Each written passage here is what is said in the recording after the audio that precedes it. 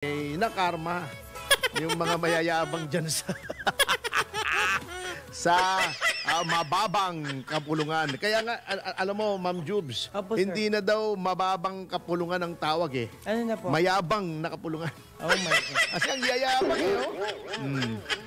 Grabe. Yung pala, nung nabuking kayo ni Grijaldo, ni Colonel Grijaldo, na namimilit kayo, ay, iyan, di nag-resign sila. Temporarily lang naman. Itong statement, Opo. basahin natin yung statement. In fairness, kay Dan Fernandez, kay Representative Dan Fernandez, ito sabi niya, word for word sasabihin ko, we will be trying.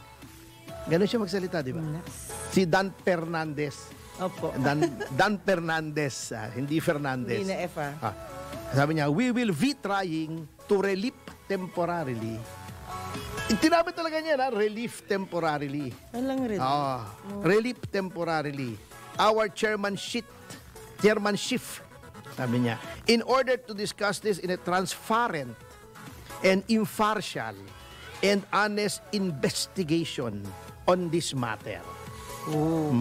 Ito masabi ni Dan Fernandez, fitong futing tufa, pinaputinit tefiterio ang futong fatong. Ano ba yan? Puro F yan. Ikaw talaga, sir, Sabi pa niya, Pacifica Falayfay, Viuda de Kalaykay. Fifita Fofongay, Viuda de Kalaykay. Yan ang sabi niya. Actor ka talaga, sir. Oo, sige na nga. Pero ito, totoo naman, di ba? Ito pa sabi niya, nagagalit siya kasi ba't daw sila inaakusahan ng subordination by perjury. Hindi po, Sir Dan, subornation of perjury. Hindi subordination by perjury. Mali po ang pagka-Google ninyo. Ang krimen po ay subornation of perjury, hindi subordination by perjury. Yan. So, kumpanyero Google, mali po ang search parameters ninyo. Medyo hindi na wrong spelling. Oo. Yan. Bago, ito pa nakakapagtaka, Opo. In an attempt to extricate themselves dun sa akusasyon ni Colonel Grijaldo, pinagawa nila ng statement yung dalawang abogado ni Colonel Garma na sinasabing wala daw pamimilit at nakita daw nila doon, nandoon sila. Siyempre, anong sasabihin ng mga abogado? May pamimilit. Kasi pag abogado ka, sinabi mo, may namimilit, may crime na nangyayari sa harapan mo, dapat right there and then, nag-react ka. Bakit ilang 1 week yata o more than a week bago naglabas ng statement yung dalawang abogado? At we understand yung dalawang abogado, kasi nako-coerce sila kasi nakakulong yung kanilang kliyente. Na nagbigay bigla ng statement na alam nyo, eto nakakatawa sa statement na yon. Sinasabi nila, ayan, ni-reveal na ni Garma na may reward system. Yan, okay. Eto na. Kung hindi ka marunong sa batas, katulad ni Abante at saka ni Fernandez pala, sorry, mali. Ni Fernandez, hindi kaya ako mahipa ng hangin. Ginagawa kong ito. Wrong spell. At kayo mga laymen na yun ang kanilang audience sa kanilang paninira, akala mo talaga totoo yung sinasabi ng mga ito. Hindi si Garma, itong mga ito na merong Davao Death Squad, may reward system. Pero, kung titignan niyo yung affidavit ni Garma, puro hearsay yun eh. It will not stand in court. Hearsay. Kita mo, sabi niya, noon daw Mayo, tinawagan siya ni Pangulong Duterte.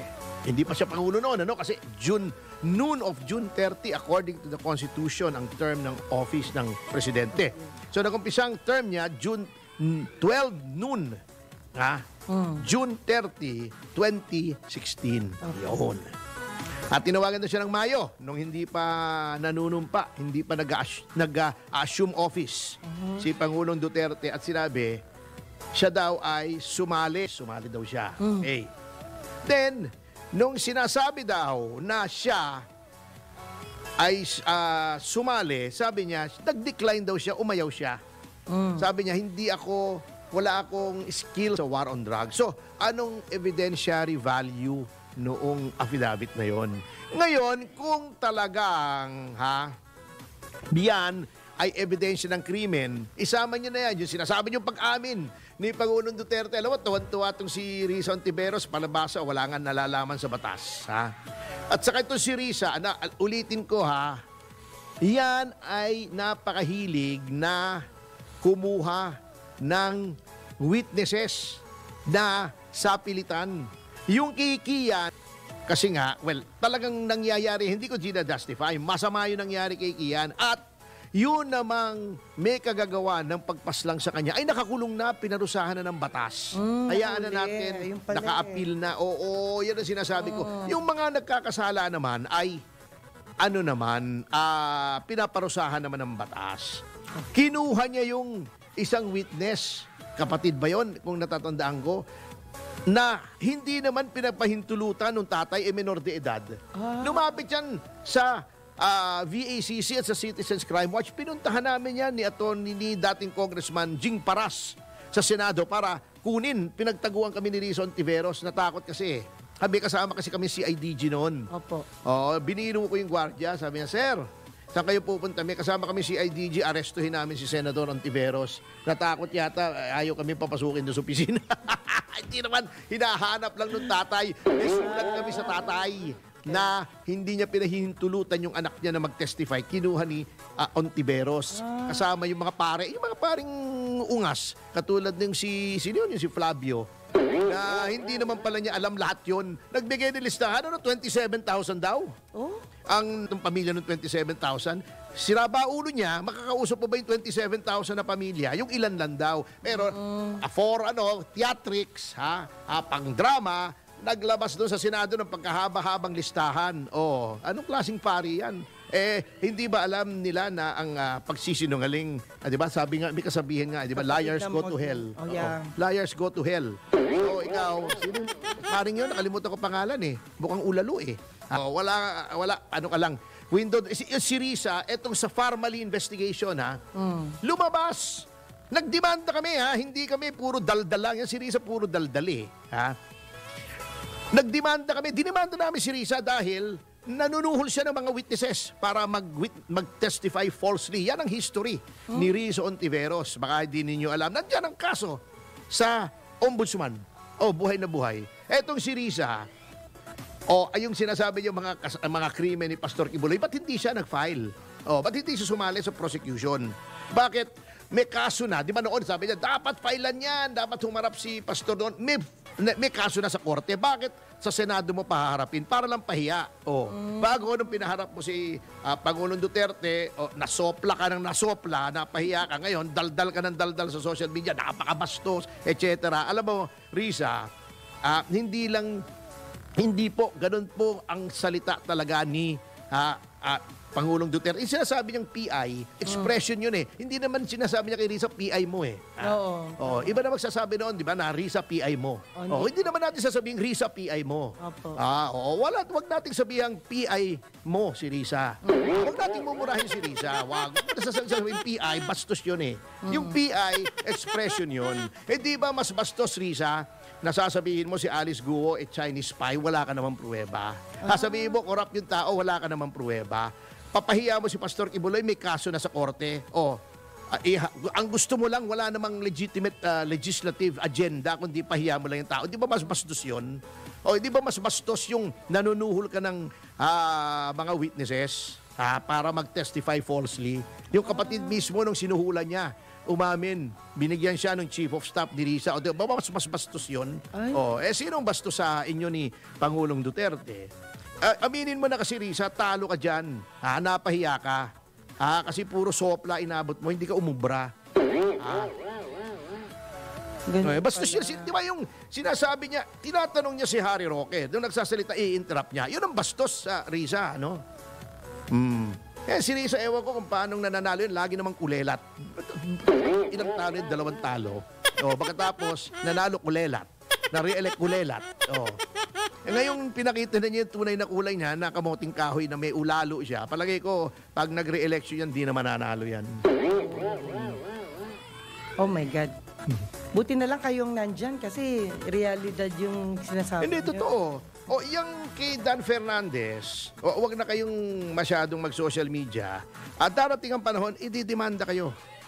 Oo, sigurado yan. Maniwala kayo't dili. Oo, matidemanda yan ng subordination by perjury. And Sabi ni Fernandez pala. Sabi ni Fernandez Fernandez ay, di ba, hindi na kailangan maging abogado. I-google na lang. Yan, mali yung Google. Paano yan? O, di ba? Ito exercise. Paringdan. Pagbalasakitan natin yung tao. Ito gawin mo exercise, yung tongue twister para masanay ka, ha? Peter Piper? Oh, Peter Piper picked a peck of pickled peppers. A peck of pickled peppers. Peter Piper picked. If Peter Piper picked a peck of pickled peppers, where's a peck of pickled peppers? Peter Piper picked. Yan. Ulitin natin. Repeat after me, Dan. Peter Piper picked a peck of pickled peppers. A peck of pickled peppers. Peter Piper picked. If Peter Piper picked a peck of pickled peppers, where's a peck of pickled peppers? Peter Piper picked. Oh, galing Eto. na. Di sinundan ni Dan. Opo. Sabi niya, Peter Piper picked a peck of pickled peppers. A peck of pickled peppers, Peter Piper picked. If Peter Piper picked a peck of pickled peppers, where's the peck of pickled peppers? Peter Piper picked. Ba't naging F lahat? Di ba F lang? Para baliktad nga eh. Para masanay siya. Ang problema, Mahirap. Peter Piper ko, puro laway yung mikropono. Disinfect nyo mamaya to. Nakakahiya naman kay Boss Drew. Oo, teka, nakakaya kayo. Peter Piper tayo, Peter Piper eh. Peter Piper. Ayan dinidisinfect ko. Ayan, Oh, galing ah. Ay, nakabuhay ko. Ang hirap nun. Pero sir, sa ganung sitwasyon, kagaya na akusahan daw sila, what will happen next? Ay, Sa tingin mo lang, anong laban nung nagsalita? Eto nga ang problema ha. Ginagamit pa rin nila yung poder nila. Di ba, inaringan pa nila si Grijaldo. Ha? We are going after you. O, anong going after you mo? Masama ba mag-akusa? Krimen ba mag-akusa? Akusahan muna namin kayo. Punta muna tayong piskalya. Ang problema rito, eto lang ang kinakatakot ko. Kung ididemanda si Fernandez at saka si Abante, kasi ang nangyayari ngayon na Jubes, for the first time, mukhang may collusion ang executive at saka ang legislative tungkol dito sa demolition job na ito. Na Pogo, Duterte. Ewan ko kung ipa-file ni Boying Remulla ng DOJ. Kasi hawak din nila ang DOJ nawala na nga, na-dilute na nga yung separation of powers Yan ang isang pangit na ginawa nitong mga ito Yan ba'y magiging impartial? Kasi nababoy na Napakababoy na ng DOJ ngayon. Alam mo, ang daming magagaling na mga tao, babae at lalaki dyan sa DOJ, na mga kaibigan ko, na mga professional. Sila mismo nagre-reklamo na nabababoy na ang DOJ. Oh my God. Wini-weaponize na ang DOJ para labanan yung mga kalaban nitong administrasyon. Yun ang problema. Kita ba kay Teves? 10 ang witnesses nila na nagtuturo di umano kay Congressman Teves. Noong nagkaroon na ng sariling abogado itong mga to, kasi ang dating abogado nila, sinupply lang ng NBI. Inatras nila at the preliminary investigation stage.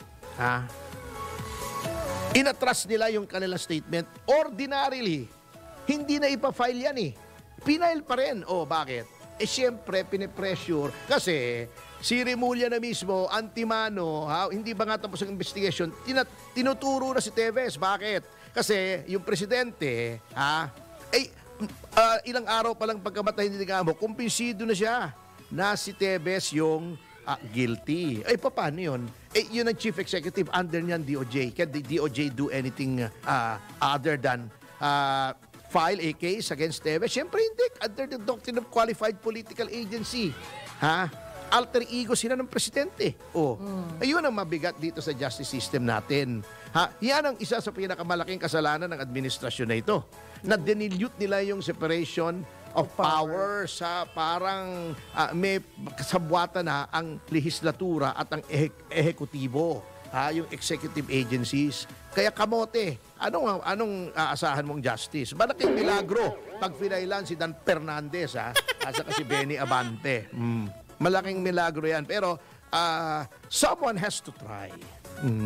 So abangan, kumbaga, ang susunod na kabanata. Oh, yeah. Ay, tapos na pala Halloween. Walang dapat ikabahala sa kanyang kalusugan. Ito ang nilinaw ni Pastor Apollo C. Kibuloy ng The Kingdom of Jesus Christ o KOJC sa kabila ng kumalat na balitang dinala siya sa ospital. Sa paliwanag po ng butihing pastor, ang ibinigay na Hospital for Law sa kanya ng Pasig Regional Trial Court Branch 159 ay para lang sa kanyang annual executive check-up. Sinabi pa ni Pastor Apollo, ilang taon na niyang ginagawa ang executive check-up at hindi na ito bago. Ang irregular heartbeat din na na-detect ng mga doktor mula sa Philippine National Police ay hindi life-threatening. Resulta lang ani ito sa kanyang transition mula sa pagiging active sa sports gaya ng basketball at golf patungo sa pagkakaroon ng non-active life dahil na-detain. Pag matapos na ang medical check-up ay babalik na sa Camp Crame si Pastor Apollo sa November 16, 2024. Sa huli, umaasa si Pastor Apollo na makakabalik na rin o makababalik na rin siya sa kanyang active lifestyle sa lalong madaling panahon. Nagpapasalamat din ang buting pastor sa mga dalangin at suportang ipinabatid ng kanyang supporters, lalong-lalo na ang KOJC. Samantala, masama po ang loob ni Vice President Sara Duterte dahil sa paninira ng ilang kongresista sa ilang empleyado ng Office of the Vice President sa nagpapatuloy na pagdinig ng Kamara ukol nga sa paggamit ng pondo ng OVP. Muling binigyang diin ng Vice Presidente na politically motivated ang mga naturang hearing. Narito ang balita ni Jason Rubrico. The hearings in the House of Representatives are politically motivated. Yan ang paninindigan ni Vice President Sara Duterte laban sa nagpapatuloy na pagdinig sa House of Representatives kaugnay sa paggamit ng pondo ng Office of the Vice President. Aniya, nagsimula ang lahat nang magkita noong nakaraang taon ang mga miyembro ng Makabayan Bloc at si House Speaker Martin Romualdez. At mula noon, aniya, ay inaatake na ang pondo ng OVP, partikular na ang confidential funds. Matatandaan na ipinaubaya na ng bise sa Kamara ang magiging pondo nila sa taong 2025. Dahil dito, aniya, ay nagkaroon ng pagdinig ang House Committee on Good Government and Public Accountability na ayon sa bise ay hinahanapan lang siya ng mali para ma-impeach. Ang problema sa kanila kasi wala talaga silang evidence of wrongdoing. That is why pinipilit talaga nila maghanap ng katiwalian, kumbaga, dyan sa mga hearings nila na hanggang ngayon, hindi pa rin nila nakukuha. Sinisira lang nila ng sinisira yung institution, yung integrity ng dignity ng institution ng Office of the Vice President. Pero ang ikinasama ng loob ni Vice President Duterte ay ang pandadamay ng ilang kongresista sa mga empleyado ng kanyang tanggapan. Mga ordinary employees lang ito sila. I mean, sa akin, wala namang problema na sirain niyo ang pangalan ko. Ang problema ko, at yun yung kinakasama talaga ng loob ko, ay nadadamay yung mga tao na wala namang ginawa, kundi nagtrabaho lang doon sa Office of the Vice President. Kaugnay nga niyan ay nabanggit ng bise ang pangalan ni Liza Marcos. It's politically motivated, ma'am. Kasi hindi ko alam kung anong kinagalit ni Liza Marcos sa akin. Muli namang naitanong sa bise kung may plano na ba siya sa 2028 presidential elections. December 2026 will be the best time to decide kung tatakbo sa 2028. Pero kamakailan lang ay may payo ang kanyang ama na si dating Pangulong Rodrigo Duterte na umalis na ito sa politika. Ito ang naging sagot ng bise. Darating tayo doon, ma.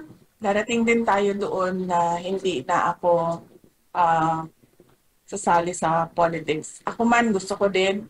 Ang problema ko is that I need to answer to 32.2 million Filipinos na who gave their trust and confidence for me to become the Vice President of everyone, hindi lang 32.2 million. But buhay kasi natin, hindi natin alam kung anong mangyayari bukas. We can only plan, but it's always God's purpose that shall prevail. Kaugnay naman sa 2025 midterm elections, may paalala naman si Vice President Sara Duterte sa mga botante laban sa mga party list na nasa ilalim ng Makabayan Bloc, lalo na ang ACT teachers. Sa mga botante, pag-isipan ninyo kung susuportahan niyo yung ACT party list kasi kahit na convicted na sa child abuse, yung kanilang nominee ay hindi pa rin nila pinapalitan. Hindi tama na isang grupo ng isang party list ng mga teachers, ang kanilang nominee ay isang tao na convicted with the crime of child abuse. Sa iba namang mga Makabayan Bloc na party list, ilang beses na inulit-ulit ng NTF-ELCAC kung ano yung connection nila sa CPP, NPA, NDF. Sa ngayon ay wala pang ine-endorso ang bise para sa pagkasenador. Samantala, may pahayag naman si Vice President Sara kaugnay sa pagsuko ng spiritual leader ng The Kingdom of Jesus Christ na si Pastor Apollo C. Kibuloy. It's a good thing na he decided to surrender so that mas mapadali yung pag-hearing ng cases niya. And I understand he's fully cooperating with the courts. And sana ay matapos na, ma-resolve na yung kanyang mga kaso. Kung meron man siyang kailangan panagutan, then panagutan niya. Kung inosente man siya, then mapalaya na siya. Para sa Diyos at sa Pilipinas kumahal, ako si Jason Rubrico, SM9 News. Samantala, gustong-gusto talaga ni House Speaker Martin Romualdez na maging Pangulo ng Bansa. Yan po ang isinawalat ni Vice President Sara Duterte sa kanyang naging press briefing mula sa Bacolod City nitong November 11. Ngunit ayon kay VP Sara, kung hindi makakakuha ng popular vote si Romualdez, isusulong na lang nito ang charter change at tatakbo ito bilang Prime Minister. Kasabay nito ay sinabi rin ni VP Sara na hindi gaano malinaw kung ano ang ikinagalit ni First Lady Lisa Marcos sa kanyang dahilan para magkaroon sila ng hindi magandang relasyon. Samantala, haharap na si dating Pangulong Rodrigo Duterte sa Quadcom ngayong araw sa Miyerkules po ito, no?